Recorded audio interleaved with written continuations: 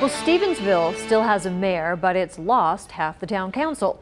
And as Dennis Bragg explains, that's creating new questions for a town that can't seem to move beyond the political fistfights. When voters decided to retain Mayor Brandon Dewey in Tuesday's recall election, it opened the possibility Stevensville might be able to move beyond the political infighting that's crippled the town's leadership. But even as Dewey was expressing hope for reconciliation for the good of the community, Councilmembers Bob Michelson and Robin Holcomb were preparing their resignations.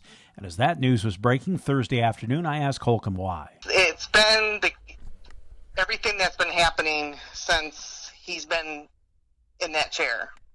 I feel there's been a lot of shady stuff, and I stood by when 3 other council members resigned, trying to think I could fix it, but I couldn't. And my health started, things started happening with my health, and I just felt, since he didn't get recalled, I could not do this no more.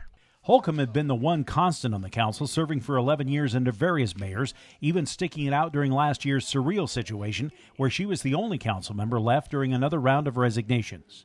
Holcomb had hoped that rebooting the council with new members last summer would have made a difference, but she says she realizes now that didn't happen. No, in fact, it just got worse. I got belittled at one meeting. They tried to get rid of me. In theory, remaining council members Jamie Devlin and Dempsey Vick could appoint replacements more in line with their viewpoints and less likely to clash with Mayor Dewey. Holcomb hopes the fights can stop.